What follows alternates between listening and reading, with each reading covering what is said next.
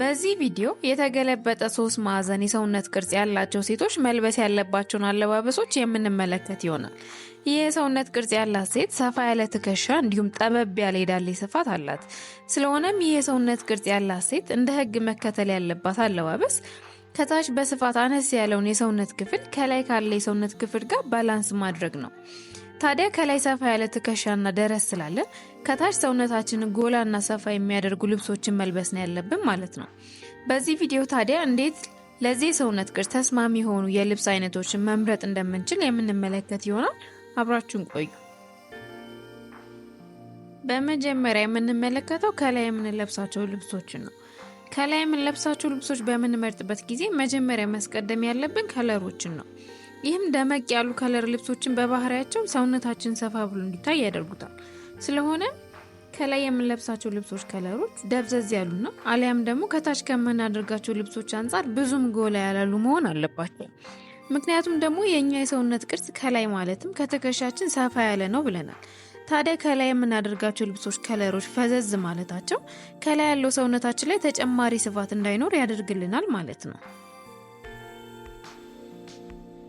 ሌላው ከላይ የምናደርጋቸው ልብሶች ስንመለከት ፊትድ ወይም ሰውነታችን ላይ ጥብቅ የሚሉ ልብሶች መሆን አለባቸው። ይህም ከላይ ያለው ሰውነታችን ላይ ምንም አይነት ተጨማሪ ስፋትን ስለማይጨምሩ ለኛ የሰውነት ቅርጽ ተስማሚ የሚባሉ ልብሶች ናቸው። በአጠቃላይ ከላይ ያለው ሰውነታችን ላይ ምንም አይነት ተጨማሪ ስፋትን የማይጨምሩልን ልብሶች የኛ ተቀዳሚ ምርጫዎች ናቸው። ታዲያ ጠበቅ ያሉና ተጨማሪ ስፋት የሌለባቸው ልብሶች ያለው እጀ ጉርድ የሆኑትን ነው። እጀ ሙሉ የሆኑ ልብሶችን በምንለብስበት ወቅት ደግሞ ሰፋ ብለው የሚወርዱ መሆን አለባቸው። ምክንያቱም ደግሞ እጀ ሙሉ የሆኑ ልብሶች ጥብቅ ብለው በሚወርዱበት ጊዜ የላይኛው ሰውነታችን የበለጠ ስለሚያጎሉት ሰውነታችን የበለጠ ሰፊ ያደርጉታል። ታዲያ እጀ ሙሉ የሆኑ ልብሶችን ስንለብስ ሰውነታችን ላይ የማይጣበቁና ትንሽ ሰፋ ያሉ መሆናቸው ልብ ልንል ይገባል። ሌሎች ደግሞ በተመሳሳይ ከላይ ቀጥ ብለው ወርደው ወገባችን አካባቢ ሲደርሱ ሰፋ እያለ የሚመጡ ቶፖች ፐልፕለም ቶፕ የምንላቸው ማለት ነው ለኛ የሰውነት ቅርጽ ተስማሚ የሆኑ ልብሶች ናቸው። እንዲሁም በተመሳሳይ ባለ አንድ እጀታ የሆኑ እንዲሁም ደግሞ ከትከሻችን ወረድ ያሉ ቶፕ ልብሶች ለኛ የሰውነት ቅርጽ ተስማሚ የሆኑ ልብሶች ናቸው። ስለዚህም ሰፋ ያለ ትከሻ ካለን መልበስ ያሉብንን ቶፕ ልብሶች ጠቅለል አድርገን ስንመለከት የመጀመሪያው ከላይ የምናደርጋቸው ልብሶች ከታች ከምናደርጋቸው ልብሶች አንጻር በከለር ፈዘዝ ያሉ መሆናቸውን ማወቅ።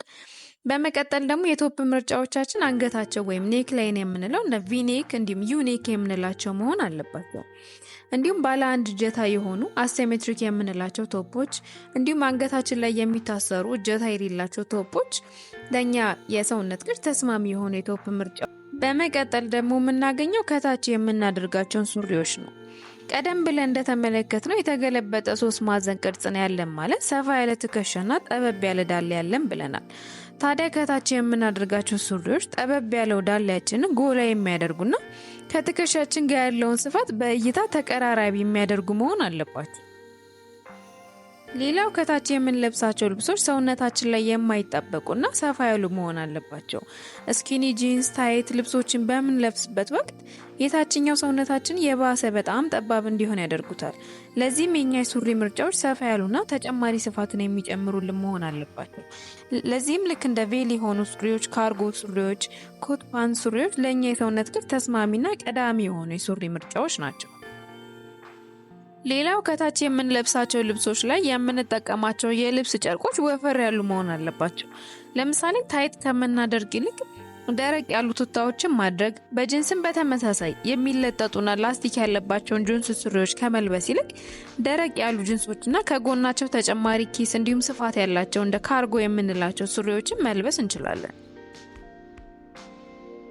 ስለዚህም የምንመርጣቸው ሱሪዎች ስፋት፣ ከለር ብቻም ሳይሆን የተሰሩበት ማቴሪያልም የራሱ የሆነ አስተዋጽኦ እንዳለው ልንገነዘብ ይገባል ማለት ነው። በመቀጠል የምናገኘው ደግሞ ቀሚሶችን ነው። ሰፊ ትከሻ ካለንና ቀሚሶችን ለመልበስ ስናስብ ቀዳሚ የሆነው ልክ እንደ ቶፕ ልብሶች ሁሉ ምንም አይነት ተጨማሪ የትከሻ ስፋትን የማይጨምሩልን ቀሚሶችን ነው። በተቃራኒው ደግሞ ሰፋ ያለው ትከሻችን በማደብዘዝ ከታች ያለው ሰውነታችን የሚያጎሉልን ቀሚሶች መልበስ አለብን። ይህም ከላይ ጠበቅ ብለው ወደ ታች ደግሞ ሰፋ እያሉ የሚመጡ ቀሚሶች ለኛ የሰውነት ቅርጽ የመጀመሪያ ተመራጮች ናቸው። ይህም ደግሞ እኛ ኦሬዲ ሰፋ ያለ እንዲሁም ሞላ ያለ ትከሻ አለን ብለናል። ለዚህም ከላይ በልብሶቻችን መጨመር ያለብን ምንም አይነት ስፋት የለም። ይልቅ ሰውነታችን ከታች ጠበብ ያለ ስለሆነ ከላይ ላለው ሰውነታችን ጋር ባላንስ የሆነ እይታ እንዲሰጠን ከወገባችን ጀምሮ ሰፋ እያሉ የሚመጡ ቀሚሶች የኛ ተቀዳሚ ምርጫዎች ናቸው። ጉርዶችን በተመሳሳይ ወገባችን ላይ ጠበቅ ብለው ከዛም በኋላ ደግሞ ሰፋ እያሉ የሚመጡ ከሆነ ለኛ የሰውነት ቅርጽ ተስማሚ የሆኑ የቀሚስ ምርጫዎች ናቸው። በተቃራኒው ደግሞ ከላይ እስከ ታች ጠብቅ ያሉ ቀሚሶች እንዲሁም ከላይ ሰፋ ብለው ወደ ታች ደግሞ ጠበቅ እያሉ የሚመጡ ቀሚሶች ከኛ የሰውነት ቅርጽ ጋር አብረው የማይሄዱና ከላይና ከታች ያለው ሰውነታችንን ስፋት ወይም ፕሮፖርሽን የማይጠብቁልና ያልተመጣጠነ እይታ የሚሰጡን አለባበሶች ናቸው። ስለዚህም ቀሚሶችን ስንመርጥ ትከሻቸው ላይ ቀጥ ብለው የሚወርዱና ከወገባችን በታች ደግሞ እየሰፉ የሚመጡ መሆን አለባቸው። በመጨረሻ የምናገኘው ደግሞ ከላይ የምናደርጋቸውን ጃኬቶች ወይም ኮቶች ነው። ቀደም ብለን ያየናቸውን ነጥቦች በደንብ ከተረዳችሁ የጃኬት ምርጫዎቻችን ምን አይነት እንደሚሆኑ በቀላሉ ማወቅ ትችላላችሁ ብዬ አስባለሁ። ሰፋ ያለ ትከሻ ነው ያለን ካልን ተጨማሪ ትከሻ ስፋት የሚጨምሩልን ጃኬቶች እንዲሁም ኮቶች መልበስ የለብንም ማለት ነው። በተቃራኒው ደግሞ ወጥ ሆነው የሚወርዱ ከለር ደግሞ ቀደም ብለን እንዳወራ ነው ደብዘዝ ያሉ ከለሮች እንዲሁም በተጨማሪ የኮት እንዲሁም የጃኬቶቻችን የተሰሩበት ጨርቆች ወፍራም ያልሆኑና ቀለል ያሉ መሆን አለባቸው ማለት ነው። እዚህ የሰውነት ቅርጽ ተስማሚ የሆኑ ልብሶችን ጠቅላላ አድርገን በፎቶ እንጋብዛችኋለን። እስከ መጨረሻው ስለተመለከታችሁ እናመሰግናለን።